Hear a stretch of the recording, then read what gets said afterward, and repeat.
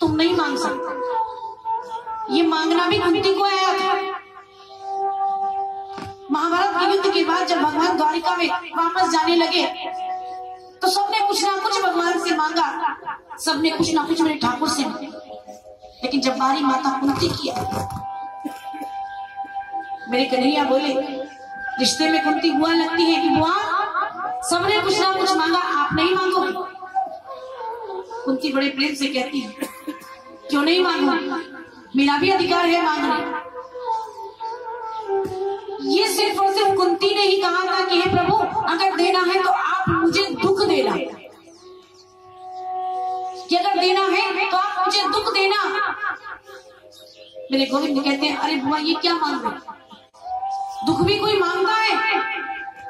हाँ गोविंद, तुम्हारी कुंती मांगती है, तुम्हारी कुंती दुख ही मांगती है, कुछ नहीं मांगती। क्यों? क्योंकि जब दुख था तो तुम मेरे पास थे, आज सुख आया तो तुम मुझे छोड़ करके जा रहे हो। ऐसे सुखों का मुझे क्या करना गोविंद, जिसमें तुम मेरे साथ ना रहो। मेरे गोविंद कहते हैं कि बुआ, जो मेरे खजाने में है ही नहीं, मैं वो चीज तुम्हें कैसे दे?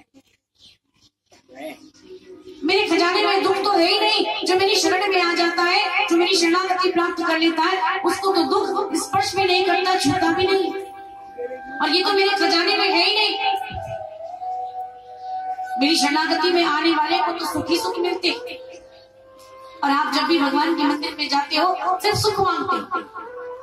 एक भी ऐसा नहीं जिसने कभी ये कहा कि भगवान मेरे हिस्से के मेरे पापों का फल मुझे दे, इसी जन्म में भुगत दो, अगले में नहीं चाहिए। मैं आपकी शरणागति आ गया हूं, इसी को शरणागति कहते हैं। जब आप गुरु की शरणागति लेते हैं तो गुरु आपको परमात्मा की शरणागति कराते हैं, गोविंद की शरणागति करते हैं। कर्म अच्छे नहीं है तो सुख और दुख यही है। अब कैसे जानोगे कि तुम्हारे कर्म अच्छे हैं या बुरे? अगर इस जीवन में तुम्हारे हिसाब से कर्म अच्छे होना उसको कहते हैं बहुत बड़ा बंगला हो जाए, गाड़ी हो जाए, नौकर चाकर हो जाए, बहुत सुख मिल जाए, वो तुम्हारे लिए सुख है, वो अच्छे कर्म है कि बड़ा अच्छे कर्म करके आया इसलिए इतने सुख भोग रहा है। वो अच्छे कर्म नहीं है। गाड़ी होना, बंगला होना, नौकर चाकर होना, ये अच्छे कर्म नहीं है। कर्म जब अच्छे है जब आपको मानव जीवन में, मानव योनि में परमात्मा की शरणागति हो, तब कर्म अच्छे हैं, तब आपके जीवन में सुख है। संसार के सुख साधनों का होना सुख नहीं कहलाता। सुख वो होता है जहां पर परमात्मा की शरणागति हो। आपका जीवन, आपका समय, आपका तन, आपका मन, आपका धन सिर्फ परमात्मा के, तब कर्म अच्छे हैं, तब सुखों का साधन।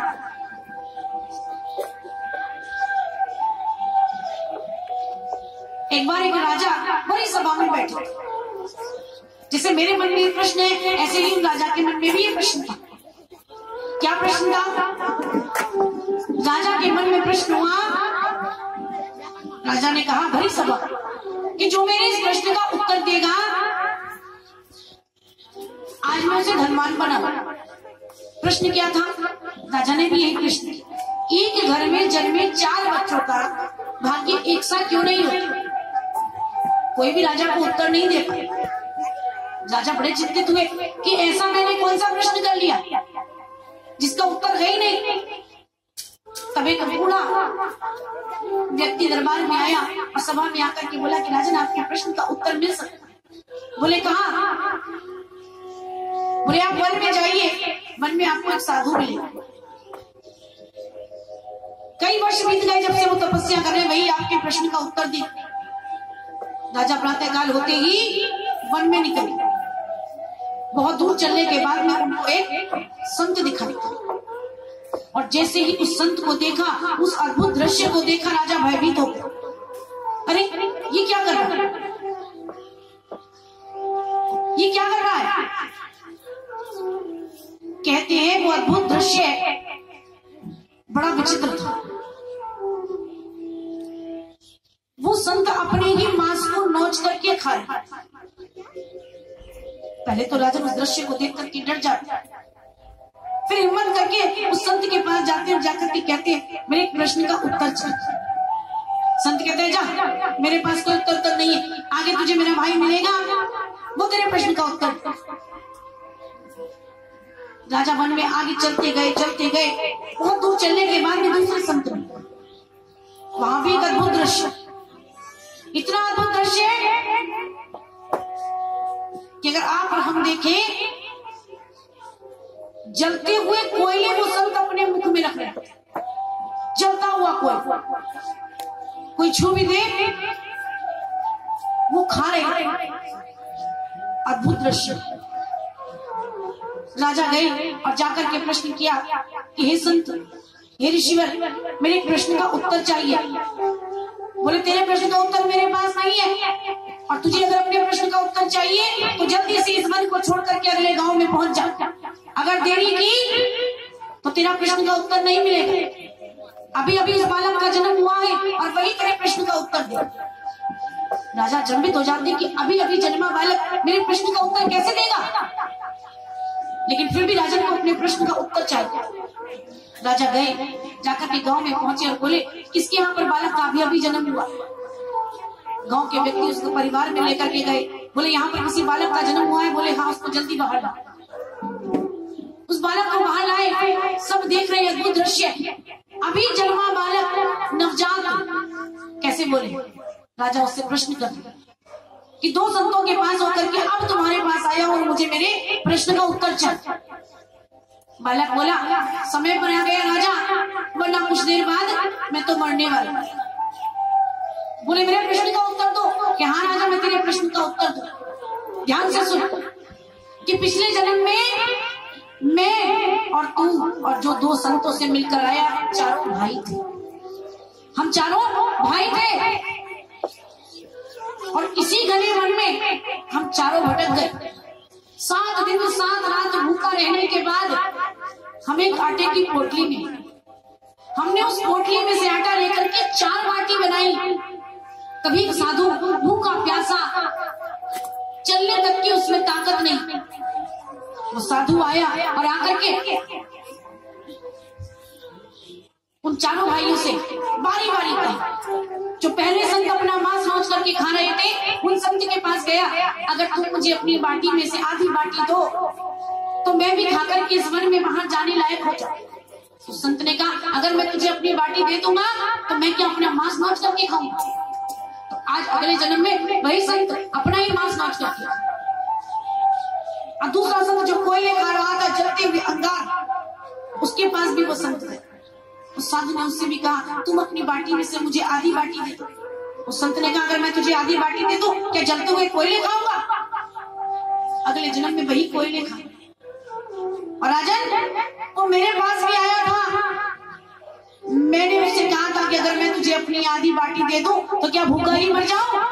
और देखो मैंने अभी जन्म लिया है, दूध की बूंद मेरे मुंह में नहीं गई और मैं भूखा ही आया था और भूखा ही जा रहा। और राजा ने सिर्फ तुम ऐसे थे जिसने अपनी आधी बाटी में से उसको आधी बाटी दी, इसीलिए तुम आज राजपाट भोग रहे हो। जिसके जैसे कर्म होते हैं वो वैसे फल भोगता, भोगने पड़ेंगे। घबराओगे तो और ज्यादा दुख देंगे, वरना अपने पिछले जन्म के पिछले कर्म जो पाप किए उनको याद करके इस जन्म में कर्म करो। भगवान की शरणागति लो, जब नहीं ले पाए अब लो।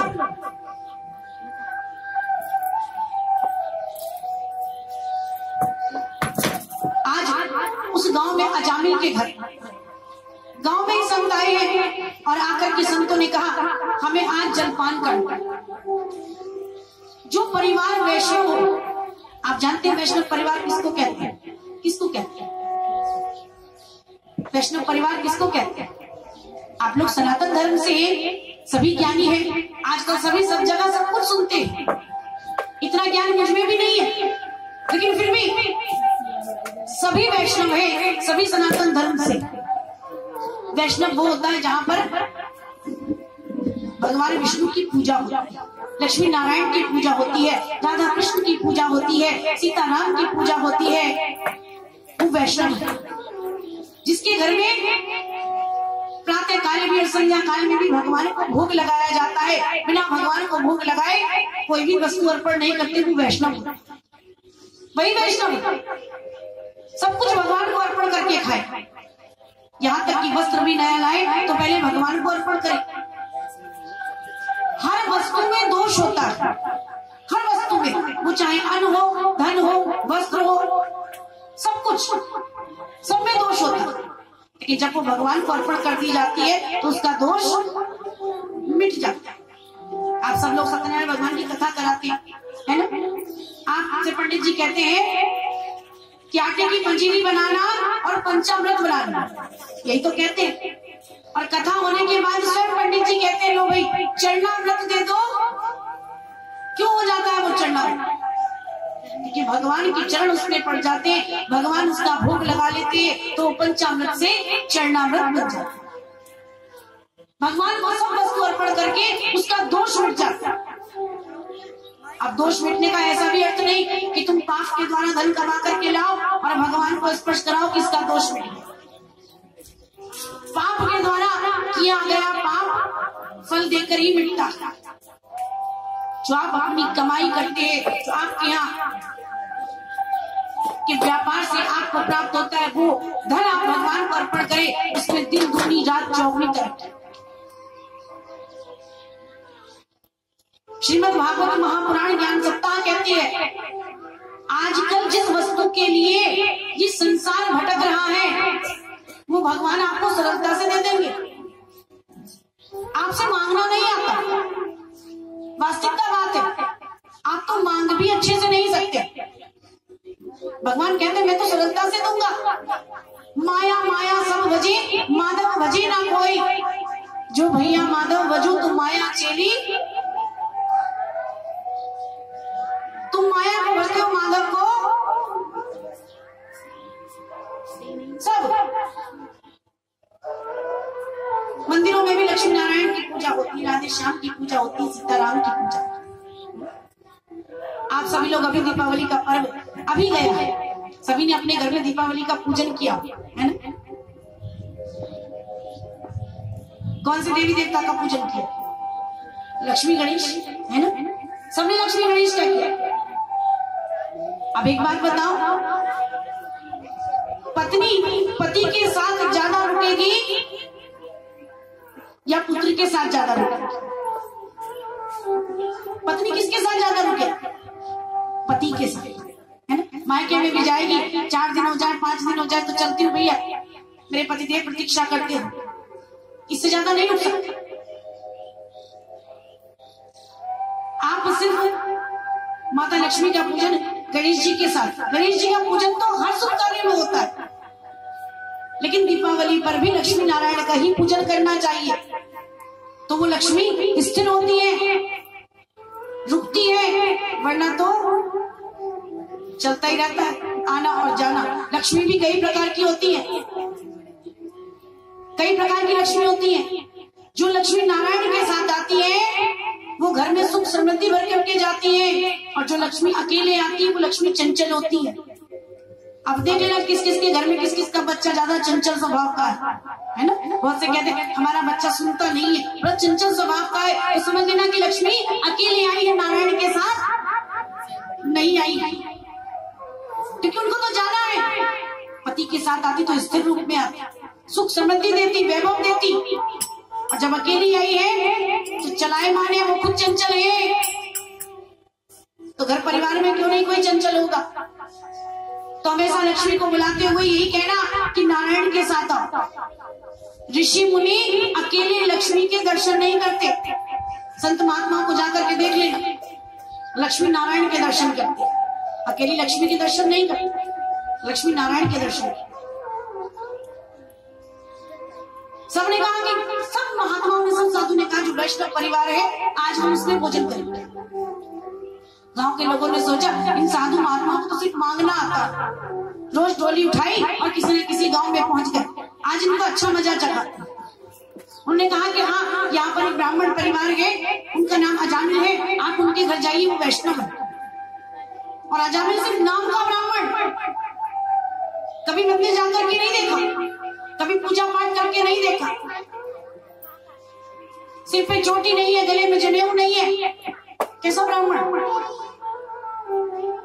जब तक सिर पे चोटी ना हो, गले में जनेऊ ना हो, ब्राह्मण नहीं है। साधु महात्माओं ने सुना कि यही वैष्णव परिवार है, पहुंच गए। अजामिल की पत्नी ने देखा कि आज मेरे द्वार पर इतने साधु महात्मा। द्वार पर गई, दोनों हाथ जोड़ करके साधु महात्माओं को प्रणाम किया। प्रणाम करके बोली, मेरे लिए क्या किया? बोले, देवी हमें गांव में बताया कि आपका परिवार वैष्णव परिवार है। अजामिल की पत्नी समझ गई कि आज इन साधु संतों के साथ किसी ने ठिठोली की। कहने लगी, आप मेरे लिए आज्ञा किया कि देवी हमें जलपान करना है, हमें भोजन सामग्री, तो हम अपने लिए भोजन बनाएंगे। अजामिल की पत्नी से जो बन पड़ा, अजामिल की पत्नी ने वो सामग्री उन साधु महात्माओं को, उन साधु महात्माओं ने अपनी रसोई लगाई, रसोई लगा करके भोजन बनाया, अपने ठाकुर को भोग लगाया। भोग लगा करके जब अन्न जल ग्रहण किया और जाने लगे तो अजामिल की पत्नी से बोले कि देवी आज तुम्हें हमें जलपान कराया है, तुम्हें जो मांगना हो आज हमसे मांगना। अजामिल की पत्नी बोली, परमात्मा का दिया सब कुछ, लेकिन अगर आप मुझे फिर भी कुछ देना चाहते तो मेरे पति के अंदर थोड़ी सी सद्बुद्धि की परमात्मा की शरणागति हो। साधु संत जब भी आते हैं द्वार पर खाली नहीं जाते, और कहते हैं जब हमारे यहाँ कोई शुभ कार्य होता है और कोई साधु कोई संत पता नहीं भगवान किस रूप में आ जाए, तुलसी या संसार में सबसे मिली ओधाए, ना जाने किस वेश में नारायण मिल जाए, ना जाने किस वेश में कब किस रूप में आ जाए। इसलिए तो कहते द्वार पर आए भिक्षुक का अपमान भी नहीं करना चाहिए। जो आपसे बने, जितना आपसे बने, हाथ जोड़ करके श्रद्धा से। जबकि आजकल के भिक्षुक तो फिक्स करके आते हैं, सारे भिक्षुक भी एक से नहीं होते, इसलिए सावधान। अपनी सामर्थ्य अनुसार उस लक्ष्मण रेखा को बिना पार किए जो भी आपको देना, वो लक्ष्मण रेखा कभी पार नहीं करनी चाहिए। ये जो दरवाजे की दहलीज होती है, ये लक्ष्मण रेखा होती है। जब भी कोई भिक्षुक आए, दहलीज के अंदर से ही दान देना, दहलीज के बाहर जाकर के दान कभी मत देना। किसने दिया था? माता सीता ने। क्या हुआ था? हरण हुआ, लंका, सोने की लंका काली हो गई और माता सीता को अग्नि परीक्षा देनी पड़ी। उसके बाद भी भगवान श्री राम ने त्याग दिया। जितना दुख माता सीता के जीवन में था, सिर्फ एक लक्ष्मण रेखा पार। तो कभी भी दहलीज के बाहर जाकर के दान मत देना, दहलीज के अंदर जाकर। कोई भी भिक्षुक का जितना आपसे बने। आजकल ये घटनाएं क्यों घटित होती? भगवान ने तो पहले ही ये सीख दे दी। आजकल ये घटना घटित क्यों हो रही है? इसीलिए तो हो रही है। भगवान ने पहले ही बताया था, लक्ष्मण जी ने कहा था ये रेखा पार मत करना। आज कोई साधु महात्मा आ जाए, कुछ बता दे, तो आप फौरन उसको घर में अंदर, आइए बाबा जी, आइए बैठिए। बाबा जी ने 3-4 बातें क्या बताई? बाबा जी तो लोटा भर के ले गया, कैसे चलेगा? ये तो भगवान ने पहले ही बता दिया कि लक्ष्मण रेखा पार नहीं करनी चाहिए, दहलीज पार नहीं करनी चाहिए। फिर भी आप करते हैं कि थोड़ी सी सद्बुद्धि दे।